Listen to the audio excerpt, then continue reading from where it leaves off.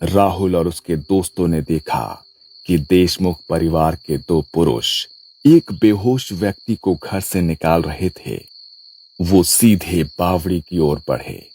राहुल और उसके दोस्त साथ में दो पुलिस वाले उनका पीछा करते हुए झाड़ियों में छिप गए। उन्होंने देखा कि देशमुख परिवार के लोग उस बेहोश व्यक्ति को बावड़ी के किनारे ले जाकर उसकी पूजा कर रहे थे। वो उसके सिर पर सिंदूर लगा रहे थे, उसकी गर्दन पर नींबू रगड़ रहे थे और मंत्र पढ़ रहे थे। फिर उसे बावड़ी में धकेल दिया। जैसे ही उसका शरीर पानी से टकराया, एक अजीब सी आवाज गूंजी, मानो पानी ने उसे निगल लिया हो। सबके रोंगटे खड़े हो गए। राहुल ने इंस्पेक्टर से कहा, अब तो शक की कोई गुंजाइश नहीं रही। ये लोग ही हैं जो गांव वालों को गायब कर दिया और उसे धकेल दिया। वो साधु जाने से पहले बस इतना कह गया, तुम्हारा ये कुआं कभी पानी नहीं मांगेगा, ये खून मांगेगा, और अगर इसे खून ना मिले तो ये तुम्हारे खून का प्यासा हो जाएगा। गांव वालों में खुसुर फुसुर होने लगी। पहले तो किसी ने उस साधु की बात को गंभीरता से नहीं लिया, लेकिन उसके कुछ ही महीनों बाद हमारे घर में मुसीबतों का पहाड़ टूट पड़ा। खेत सूखने लगे, व्यापार ठंडा पड़ गया और भुखमरी तक की नौबत आ गई। राहुल ने भौहें चढ़ाकर पूछा, फिर तब हमारे पूर्वजों ने उस बावड़ी में अमावस्या की रात एक गरीब किसान को पकड़कर पहली बार बलि चढ़ाई। उसे बेहोश करके बावड़ी में धकेल दिया। इंस्पेक्टर ने चौप लगाए। इंस्पेक्टर ने गांव के समझदार लोगों के साथ मिलकर तय किया कि ये सिर्फ देशमुख परिवार की बात नहीं है, ये बावड़ी अब खुद एक जीवित अभिशाप बन चुकी है। उन्होंने तांत्रिक बाबा त्रयंबक को बुलाया। उनके बारे में कहा जाता था कि उन्होंने कई ऐसे शापित स्थानों को शांत किया है। जब बाबा त्रयंबक गांव में पहुंचे तो पूरे गांव को चौक में इकट्ठा किया। इस बावड़ी की प्यास अब सिर्फ बलि से नहीं बुझेगी, ये अब खुद एक जीवित शक्ति बन चुकी है और इसे अगर नहीं रोका गया तो ये पूरे गांव को निकल जाएगी।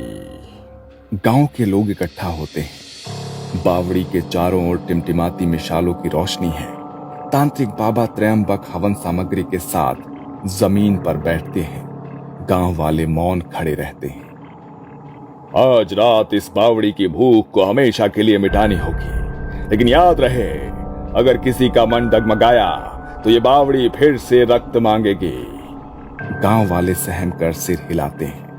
बाबा एक हवन कुंड तैयार करते हैं और हवन की शुरुआत करते हैं। बाबा हवन कुंड में हड्डियां, रक्त से रंगे नीम के पत्ते और पंचामृत डालते हैं।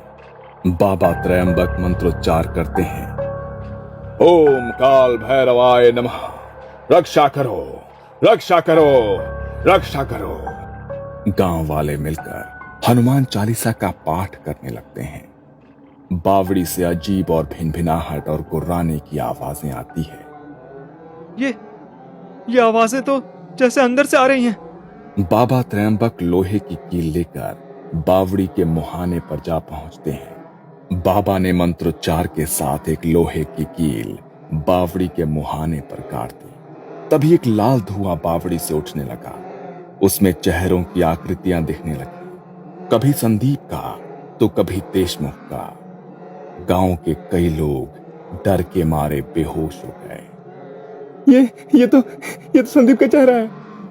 अब समय आ गया है। वो कील को जमीन में ठोकते हैं। तभी बावड़ी से एक जोरदार चीख निकलती है।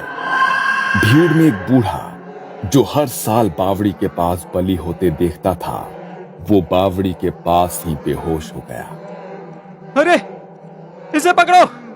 लोग दौड़ते हैं। उसकी सांसें चल रही थी, लेकिन उसका शरीर ठंडा पड़ चुका था।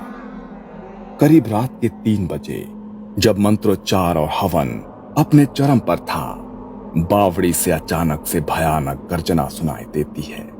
पानी जोर जोर से उछलने लगता है। लाल रंग का पानी फव्वारों की तरह बाहर आने लगता है। पानी से तेज और सड़ी गंध फैलने लगती है। ये तो खून है। भगवान, ये हो क्या रहा है?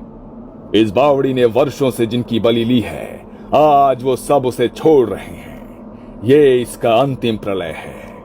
बावड़ी से निकलता लाल पानी इधर उधर बहने लगता है। सबके चेहरों पर घृणा और डर के भाव आते हैं। गांव वालों के चेहरे पर अब डर दिखने लगा था। गांव वालों में अब अफरा तफरी मचने लगती है। कुछ पीछे हटते हैं और बच्चे रोने लगते हैं। कोई पीछे नहीं हटेगा। अगर तुमने धैर्य खोया तो ये सब कुछ फिर से शुरू हो जाएगा। गांव वाले कांपते हुए अपनी जगह पर टिके रहते हैं। बाबा लोहे की मोटी सलाख उठाते हैं और बावड़ी के मुहाने पर गाड़ देते हैं। जैसे ही उस सलाख में कील लगती है, बावड़ी से कुछ देर के लिए एक कर्कश चीख निकलती है। फिर सब कुछ शांत हो जाता है। बावड़ी को लोहे की मोटी सलाखों से बंद कर दिया जाता है और उसके ऊपर पीपल का पेड़ लगाया जाता है।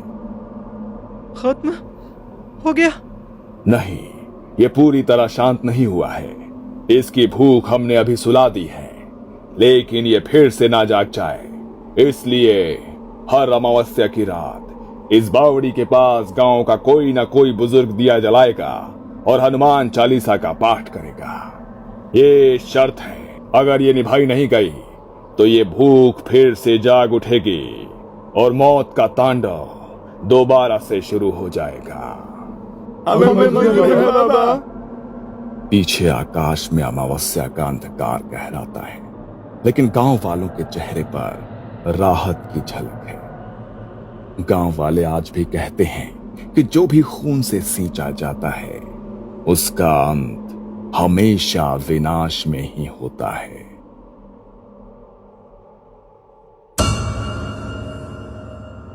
ये कहानी आपको अच्छी लगी हो तो हमें सब्सक्राइब करें।